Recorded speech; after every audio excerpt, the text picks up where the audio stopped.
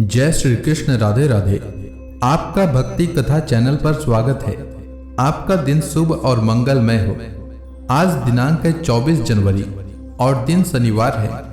आज सूर्योदय का समय सुबह 7:13 और सूर्यास्त का समय शाम 5:54 रहेगा। ब्रह्म मुहूर्त का समय रहेगा सुबह 5:26 से सुबह 6:20 तक और अभिजीत मुहूर्त दोपहर में 12:12 से दोपहर 12:55 तक रहेगा। वहीं राहु काल सुबह 9:53 से सुबह 11:13 तक रहेगा। आज आइए सुनते हैं माघ मास कथा का 21वां अध्याय। लोमस ऋषि वेद निधि से कहते हैं, मैं पिशाच मोचन नाम का एक पुराना इतिहास सुनाता हूं। इस इतिहास को यह कन्याएं और तुम्हारा पुत्र भी सुने, उससे इनको स्मृति प्राप्त होगी। पुराने समय में देवद्युति नाम का बड़ा गंभीर और वेदों का पारंगत एक वैष्णव ब्राह्मण था। उसने पिशाच को निर्मुक्त किया था। वेद निधि कहने लगे कि वह कहाँ का रहने वाला है, किसका पुत्र है और किस पिशाच को उसने निर्मुक्त किया। आप विस्तार पूर्वक यह सब कथा सुनाइए। लोमस ऋषि ने कहा, किल्पज्ञ से निकली हुई सुंदर सरस्वती के किनारे पर उसका स्थान था। जंगल के बीच में पुण्य जल वाली सरस्वती बहती थी। वन में अनेक प्रकार के पशु भी विचरते थे। उस ब्राह्मण के श्राप के भय से पवन भी बहुत सुंदर चलती थी और वन चैत्र रथ के समान था। उस जगह धर्मात्मा देवद्युति रहता था। उसके पिता का नाम सुमित्र था और वह लक्ष्मी के वरदान से उत्पन्न हुआ था। वह सदैव आत्मा को स्थिर रखता, गर्मी में अपने नेत्र सूर्य के तरफ रखता, वर्षा में खुली जगह पर तपस्या करता, हेमंत ऋतु में सारस्वत सरोवर में बैठता और त्रिकाल स्नान करता। जितेंद्रिय और सत्यवादी भी था। अपने आप गिरे हुए फल और पत्तियों का भोजन करता था। उसका शरीर सूख कर हड्डियां मात्र रह गई थी। इस प्रकार उसको तप करते हुए वहां पर 1000 वर्ष बीत गए। तप के प्रभाव से उसका शरीर अग्नि के समान प्रज्वलित था। विष्णु की प्रसन्नता से ही वह सब कर्म करता। दधीचि ऋषि के वरदान से ही वह श्रेष्ठ वैष्णव हुआ था। एक समय उस ब्राह्मण ने वैशाख मास की एकादशी को हरि की पूजा कर उनकी सुंदर स्तुति तथा विनती करी। उसकी विनती सुनकर भगवान उसी समय गरुड़ पर चढ़कर उसके पास आए। चतुर्भुज विशाल नेत्र मेघ जैसा स्वरूप भगवान को स्पष्ट देखकर प्रसन्नता के मारे उसकी आंखों में आंसू भर आए और कृतकृत्य होकर उसने भगवान को प्रणाम किया। उसने अपने शरीर को भी याद न रखा और भगवान के ध्यान में लीन हो गया। तब भगवान ने कहा कि हे देवद्युति, मैं जानता हूं कि तुम मेरे परम भक्त हो। मैं तुमसे अति प्रसन्न हूं। तुम वर मांगो। इस प्रकार भगवान के वचन सुनकर प्रेम के मारे लड़खड़ाती हुई वाणी में कहने लगा कि हे देवाधिदेव, अपनी माया से शरीर धारण करने वाले आपका दर्शन देवताओं को भी दुर्लभ है। अब आपका दर्शन भी हो गया, मुझको और क्या चाहिए। मैं सदैव आपकी भक्ति में लगा रहूं। भगवान उसके वचन सुनकर कहने लगे कि ऐसा ही होगा। तुम्हारे तप में कोई बाधा नहीं पड़ेगी। जो मनुष्य तुम्हारे कहे गए स्तोत्र को पढ़ेगा उसकी मुझ में अचल भक्ति होगी। उसके धर्म कार्य सांगोपांग होंगे और उसकी ज्ञान में परम निष्ठा होगी। तो इसी के साथ आज का यह अध्याय समाप्त हुआ। इसके आगे की कथा मैं कल के अध्याय में सुनाऊंगा। तो प्रेम से बोलिए विष्णु भगवान की जय। अब आइए सुनते हैं माघ मास में भागवत पुराण का आज का अध्याय। श्री सुखदेव जी राजा परीक्षित से कहते हैं, हे राजन, किम पुरुष वर्ष में श्री लक्ष्मण जी के बड़े भाई आदि पुरुष सीता हृदयाभिराम भगवान श्री राम के चरणों की सन्निधि के रसिक परम भागवत श्री हनुमान जी अन्य किन्नरों के सहित अविचल भक्ति भाव से उनकी उपासना करते हैं। वहां अन्य गंधर्वों के सहित आरष्टि सेन उनके स्वामी भगवान राम की परम कल्याणमयी गुण गाथा गाते रहते हैं। श्री हनुमान जी उसे सुनते हैं और स्वयं भी इस मंत्र का जप करते हुए इस प्रकार उनकी स्तुति करते हैं। हम ओमकार स्वरूप पवित्र कीर्ति भगवान श्री राम को नमस्कार करते हैं।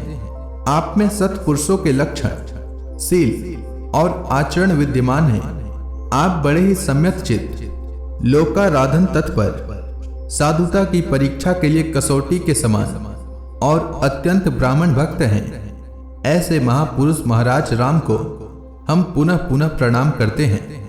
भगवान, आप विशुद्ध बोध स्वरूप, अद्वितीय, अपने स्वरूप के प्रकाश से गुणों के कार्य रूप जागृत आदि संपूर्ण अवस्थाओं का निराश करने वाले, सर्वांतरात्मा, परम शांत, शुद्ध बुद्धि से ग्रहण किए जाने योग्य, नाम रूप से रहित और अहंकार शून्य हैं। मैं आपकी शरण में हूँ। प्रभु, आपका मनुष्यावतार केवल राक्षसों के वध के लिए ही नहीं है। इसका मुख्य उद्देश्य तो मनुष्यों को शिक्षा देना है। अन्यथा अपने स्वरूप में ही रमण करने वाले साक्षात जगदात्मा जगदीश्वर को सीता जी के वियोग में इतना दुख कैसे हो सकता था। आप धीर पुरुषों के आत्मा और प्रियतम भगवान वासुदेव हैं। त्रिलोकी की किसी भी वस्तु में आपकी आसक्ति नहीं है। आप न तो सीता जी के लिए ही मोह को ही प्राप्त होते हैं और न लक्ष्मण जी का त्याग ही कर सकते हैं। आपके ये व्यापार केवल लोक शिक्षा के लिए ही है। लक्ष्मणाग्रज, उत्तम कुल में जन्म, सुंदरता, वाक चातुरी, बुद्धि और श्रेष्ठ योनि, इनमें से कोई भी गुण आपकी प्रसन्नता का कारण नहीं हो सकता। यह बात दिखाने के लिए ही आपने इन सब गुणों से रहित हम वनवासी वानरों से मित्रता की है। देवता, असुर, वानर अथवा मनुष्य कोई भी हो, उसे सब प्रकार से श्री राम रूप आपका ही भजन करना चाहिए, क्योंकि आप नर रूप में साक्षात श्री हरि ही हैं और थोड़े किए को भी बहुत अधिक मानते हैं। आप ऐसे आश्रित वत्सल हैं कि जब स्वयं दिव्य धाम को सिधारे थे तब समस्त उत्तर कौशल वासियों को भी अपने साथ ही ले गए थे। भारतवर्ष में भी भगवान दयावश नर नारायण रूप धारण करके संयमशील पुरुषों पर अनुग्रह करने के लिए अव्यक्त रूप से कल्प के अंत तक तप करते रहते हैं। उनकी यह तपस्या ऐसी है कि जिससे धर्म, ज्ञान, वैराग्य, ऐश्वर्य, शांति और उपरति की उत्तरोत्तर वृद्धि होकर अंत में आत्मा स्वरूप की उपलब्धि हो सकती है। वहां भगवान नारद जी स्वयं श्री भगवान के ही कहे हुए सांख्य और योग शास्त्र के सहित भगवान महिमा को प्रकट करने वाले पांचरात्र दर्शन का सावर्णी मुनि को उपदेश करने के लिए भारतवर्ष की वर्णाश्रम धर्मावलंबी प्रजा के सहित अत्यंत भक्ति भाव से भगवान श्री नर नारायण की उपासना करते और इस मंत्र का जप तथा स्तोत्र को गाकर उनकी स्तुति करते हैं। ओमकार स्वरूप, अहंकार से रहित, निर्धनों के धन, शांत स्वभाव ऋषि प्रवर भगवान नर नारायण को नमस्कार है। वे परम हंसों के परम गुरु और आत्मा रामों के अधीश्वर हैं। उन्हें बार बार नमस्कार है।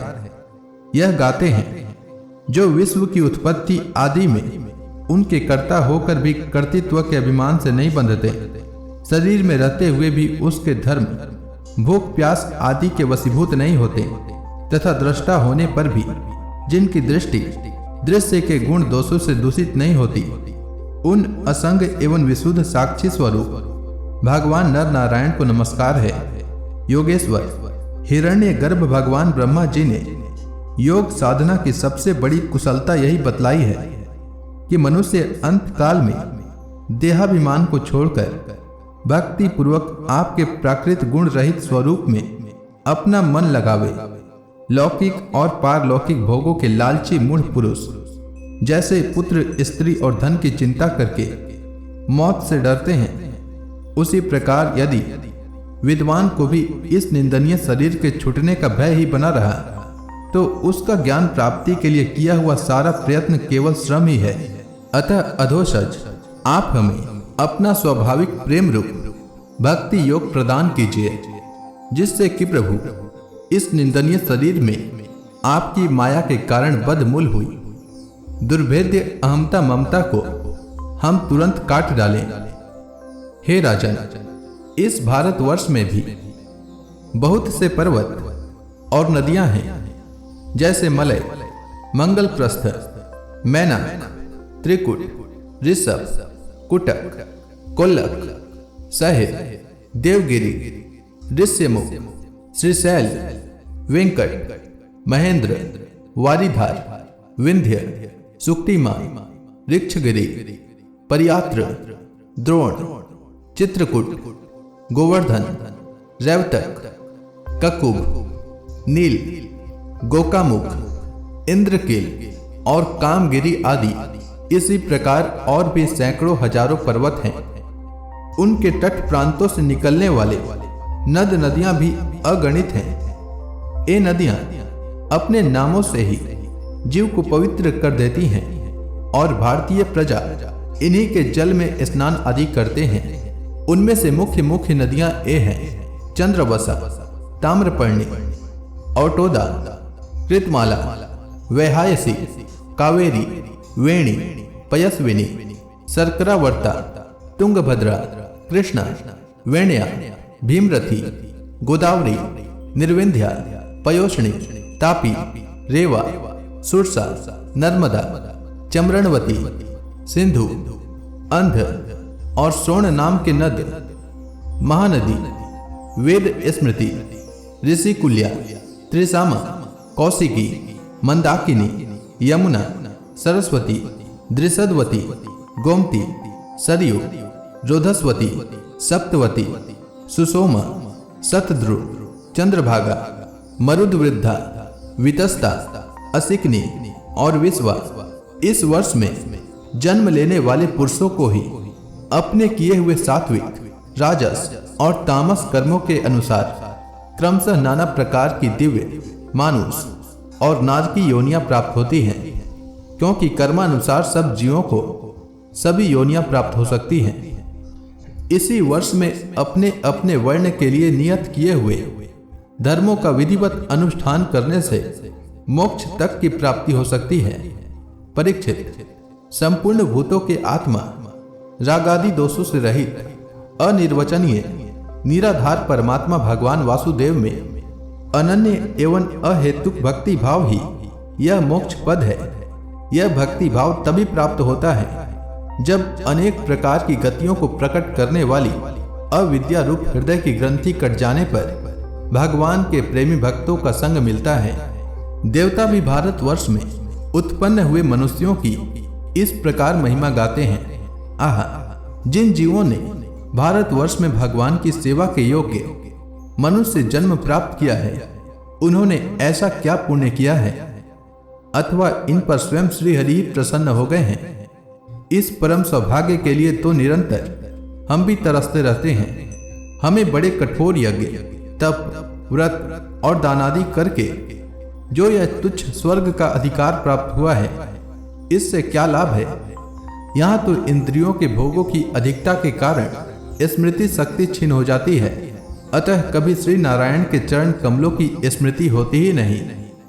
यह स्वर्ग तो क्या, जहाँ के निवासियों की एक एक कल्प की आयु होती है, किंतु जहाँ से फिर संसार चक्र में लौटना पड़ता है, उन ब्रह्मलोकादि की अपेक्षा भी भारत भूमि में थोड़ी आयु वाले होकर जन्म लेना अच्छा है, क्योंकि यहाँ धीर पुरुष एक क्षण में ही अपने इस मर्त्य शरीर से किए हुए संपूर्ण कर्म श्री भगवान को अर्पण करके उनका अभय पद प्राप्त कर सकता है। जहाँ भगवत कथा की अमृतमय सरिता नहीं बहती, जहाँ उसके उद्गम स्थान भगवत भक्त साधु जन निवास नहीं करते, और जहाँ नित्य गीता आदि के साथ बड़े समारोह से भगवान यज्ञ पुरुष की पूजा अर्चना नहीं की जाती, वह चाहे ब्रह्मलोक ही क्यों न हो, उसका सेवन नहीं करना चाहिए।